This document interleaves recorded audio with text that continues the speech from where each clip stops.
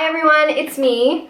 So this week I wanted to talk about some embarrassing things. Essentially, I have had a lot of dumb foreigner moments in England, I guess is the easiest way to say it. And I thought it would be interesting to share that with you guys so that maybe, just maybe, you can avoid the embarrassment. So here's some of the dumb foreigner moments I've had in England. Let's go. One of the biggest sources of embarrassment for me has been the bus, which sounds so stupid, and I know nobody else cared, but I found it so embarrassing that I'm still thinking about it now. So my first moment was I was getting on the bus, and it was like my first time, and I was super anxious. And I couldn't figure out online how much my bus ticket was going to be because it's dependent on when you get on, when you get off, and they didn't really have that information on the website. So I was like, well, I'm just gonna have to wing it and just go with it. So I get on, I say, you know, I need a ticket from here to whatever, and he said something like it was $4.15. So I'm like, I open my purse and I'm like trying to find change. And of course I don't really know what the coins are yet. Like, you know how you just inherently know, oh yeah, that's a dime and that's a quarter. I don't have that sense yet with the coins. So I'm kind of like fumbling. There's a lineup behind me, people trying to get on the bus. People already on the bus that want to get going. And I'm like, ugh.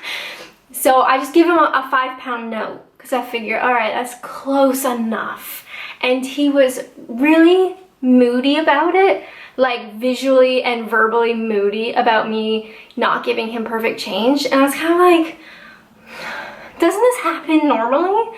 But then I realized somebody had told me that a lot of the bus like companies don't necessarily give their drivers a float of cash. So you know when you're like a cashier, you get your float, you've got your different coins and stuff to make change. The drivers don't get that. So they're really dependent on you having almost perfect change. And I've also heard, I don't know if this is like an urban legend, but I've heard of people getting like denied off of the bus because they didn't have change and the driver didn't have change and was kind of moody about it, and then they couldn't get on because they couldn't like get a ticket. And so then like, oh my god, so now I always make sure I have like a bunch of coins when I get on the bus just in case, because it was super embarrassing. And he was all like, don't you have better change and stuff? I'm like, oh my god, like, I'll just walk, please. My second embarrassing foreigner moment was I was starting to get more comfortable with the bus. It's a bus thing again. They're like the bane of my existence. So I knew I needed to get like the 150 bus. And here they don't say if they're westbound or eastbound. It'll say like towards this specific town or towards this town. So in your mind, you know, oh, okay, that's going north and that one's going south. But if you don't know the towns that well, yeah, sometimes there's room for error. So I knew I needed to get the 150 bus and I was going to go to the gym or whatever. And I see the 150, I just immediately get on it. I don't even look at the sign of like where it's going. And then, you know, we're going along, and after a couple minutes, I realize we're going in the wrong direction. So I got on the bus going west when actually I needed to go east. And then I'm sitting there, I'm like, all right, so I can either just get off it right now and try to get the 150 going the other way, or if I just stay on it, surely it does like a loop. So after it gets to the end of like the west part of the loop, it'll just come back around and my stop will be near the beginning. So I stayed on it all the way to the end. I'm in this new town. I mean, I saw a lot of stuff, so that's one thing. Everybody gets off at the final stop except me, because obviously everybody's gonna get off. And the bus driver kind of looks back and is like, hmm. So I sit there, we load back up, and no, it was not a loop. We literally went straight back the way that I just came. So I was on the bus for like an hour when I really only needed it for about 15 minutes. So I've not made that mistake yet, again. So, I mean, I guess I've learned, but it was not very pleasant. Another source of embarrassment are the accents. So I've gotten to a point now where I can watch TV or I can listen to people at work and I can pretty much always understand the accent. But there's times when, you know, I go to a restaurant or I go to a pub or a particular bus driver and they just say something and I just don't get it.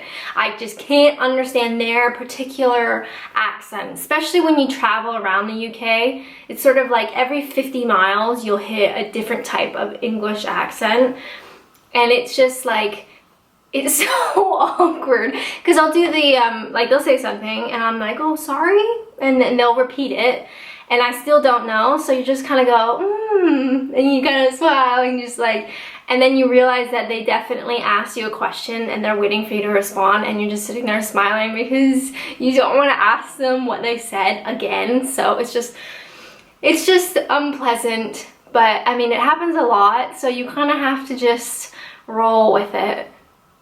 Another dumb moment I've made was I was really ill and my boyfriend was ill, and I thought, you know, a grilled cheese right about now would just about make everything better. So I'm in the kitchen, I'm making this grilled cheese, I'm sick, I'm not really thinking, and I really pushed my fingers on the frying pan and I could like hear it searing.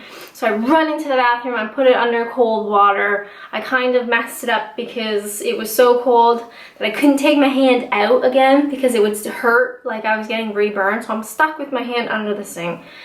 And I said, you know, I need like aloe vera or something to put on this. And we didn't have any. So it's like, right, we need to get to Asda. We need to get to some place and buy some aloe vera. Because this was like Sunday at around 8. It's like, you know, it's not too late. We got to get someplace. And my boyfriend's like, everything's closed. You know, it's Sunday. It's like, sorry? Like, it's not even late. Like, what are you saying? The Asda down the street literally has a 24-hour sign on the side of the building. And he's like, yeah, but not on Sundays. Like, sorry? So I did a little research and I found out that until like 1994, big department stores and supermarkets and things were not allowed to be open on Sundays because they thought it would like interfere with church attendance, and you know, it's God's day of rest. So they were closed. And we're talking 94, like this is pretty recent. But even now, after the laws have changed, they still only will have like condensed hours. Some places won't open at all. Some places will open just like for a couple of hours. So even though Asda says 24 hours on the sign, on Sundays it's only open like 10 till 4 or 10 till 3 or something. So that was quite eye-opening. So if you are intending to go anywhere on a Sunday, you probably should change your mind and don't have any medical emergencies on a Sunday because you will be stuck until Monday morning. And finally, one of my dumb foreigner moments was I talked about Canada way too much. It was almost like word vomit. Like it just kept coming and I just kept talking, and it's just sort of like, people are very polite here, but nobody cares. Like I would be like, oh, you know, in Canada we do this, and in Canada we have that, and oh, in Canada it's different, we do this, and everyone's like, oh, okay, and it's like, stop talking, like just shut up. And I think it was a point of I just didn't really know what to talk about, so I talked about what I knew, which was Canada, but it just like kept coming, and it's just, try not to talk so much about home. You know, if people ask you specifically, then that's different, but just to like constantly like bring it up into conversations, it's just, it is embarrassing. And I look back now and I think, oh my God, I probably bothered so many people. So it's one thing to love where you came from and to answer questions about it, but you don't need to talk about it all the time. And those have been my dumb foreigner moments in England. I mean, the ones that I can remember, there have been quite a few.